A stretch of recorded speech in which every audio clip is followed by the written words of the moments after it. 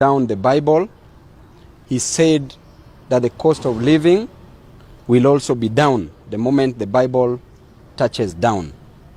To our surprise, when the Bible touched down, the cost of living shot up to unimaginable levels. And I want to say that the cost of fuel, the prices of fuel that shot up is a sign that indeed the president is making right his promise, the promise of taking Kenyans to heaven. Yale mambo matatu, ile ya watu kwenda binguni, indeed is being exercised. And I want to say that increasing the price for fuel literally increases the cost of production. Therefore, the cost of living cannot be lowered if the cost of production goes up. The cost of electricity will automatically go up, taking into consideration that one of the ways of generating electricity is by the use of fuel, save for other means of generating electricity. The cost of water will automatically go up because for you to pump water, you will need electricity, which already is high. The cost of food will automatically go up because increasing the cost of fuel automatically increases the cost of any good and service that is supposed to be transported, because the cost of transport automatically goes up. Therefore, we don't have a country. We were promised that the bottom-up economy will salvage Kenyans from the shackles of oppression, from the bondage of oppression. And as we can clearly see, that indeed the bottom-up that we are being told is taking money from the people at the bottom and funding the people at the top wherever they are going.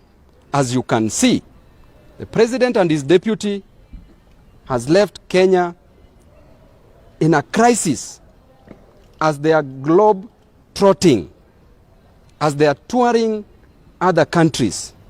Right now they are tourists in other countries, and Kenya is left in shame. And therefore, the solution, the first solution to this, is that the current bipartisan talks that are going on should be called off. We advise the Azimio members who are holding the talks to walk out of the talks. It is not the time to talk, it is time to walk. We need to go, we need to communicate in a language that this government best understands. Instead of talking with the riffraffs, the miscreant gun that is claiming to own the shares of this nation, we need to talk with the mamamboga. We need to talk with the mamambogas who have no money,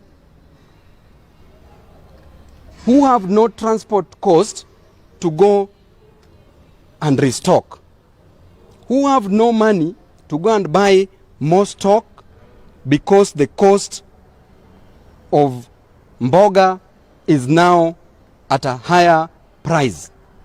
We need to talk with the boda riders who have no money to refuel their bodas. We need to talk with the matatu industry who have no money to fuel their cars for businesses. We need to talk with the men and women, the parents of this nation, who have no money to transport their children to institutions of higher learning. We need to talk to the parents who have no money to pay for fees at the university.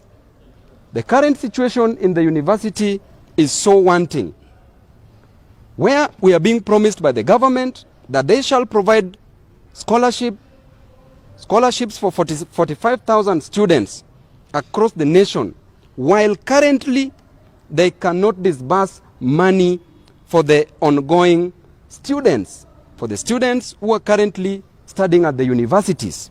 If those standing cannot get their share, how will those crawling get their share? Therefore, whatever is happening at the Bomas of Kenya must be cancelled with an immediate effect. And the moment we resume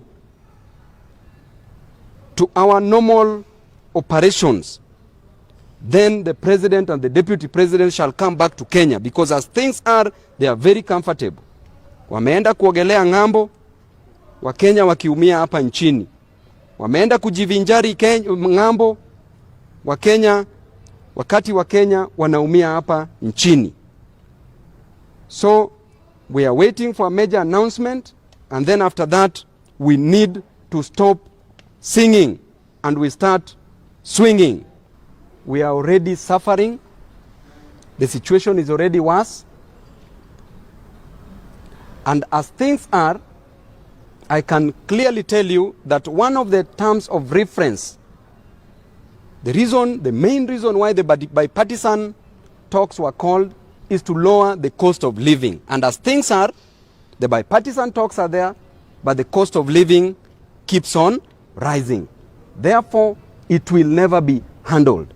And I told you, as simple as securities for these members of parliament have not been given back to them. As simple as that. If that cannot be given back to us, do you think the cost of living will be lowered? Do you think we will get anything meaningful from the bipartisan talks? And therefore, Kenyans are already dying. Kenyans know the way to heaven, because you've clearly shown them where heaven is, and I'm very sure Kenyans are ready to go to heaven. And that heaven, there is happiness. In heaven, there is no rent. In heaven, there is no cost of electricity. In heaven, you are not buying water. In heaven, there is free food. Therefore, let us meet in heaven. If there were jobs and if we were expanding our income, then it would be better to expand the expenditure. But you cannot expand the expenditure while the income is constant, and to some people have no jobs. Look at the oil that we import from Libya, the oil that we import from Nigeria and Sudan, and we pay them in dollars. Does that make sense? Even from Africa, it does not make sense. Therefore, somebody is doing business.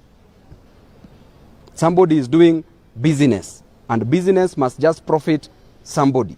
And clearly we were told that it is a company, and a company must make profits to the shareholders. The price of fuel keeps on shooting. So which means that whatever the minister is saying is complete balderdash, gibberish, nonsensical, and probably doesn't know how to run that ministry. The best thing that we should do is to do away with EPRA.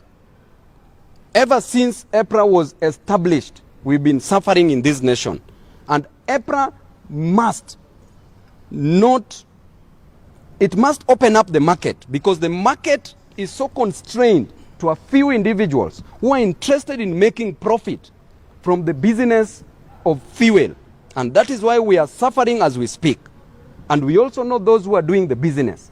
If the market is opened up, then we will not be suffering. Therefore, with the introduction of the many leakages, one of them being corruption, that the money that was meant for projects were eaten, were pilfered, were misappropriated, were defrauded. That alone tells you that now they are trying to get into another kitty. But how true is that? Because it is not proven. first of all, they must tell us that the money that was budgeted for these projects, where did the money go to? So I think whatever he's saying is a mere statement of puff and misrepresentation of facts into factoids. Hizi pikipiki za umeme ziko ngapi zimefika hapa nchini Kenya? Usitengeneze pikipiki moja mbili kisha useme pikipiki za umeme zimefika nchini Kenya. Usilete gari mbili tatu nchini Kenya ambazo zinatumia umeme kisha useme magari za umeme zitumike hapa nchini Kenya. Na kama bei ya umeme already iko juu, hata hakuna haja kuelekea hiyo route, because the main reason why wameleta hii mambo ya kutumia magari na pikipiki za umeme ni to reduce mambo za pollution.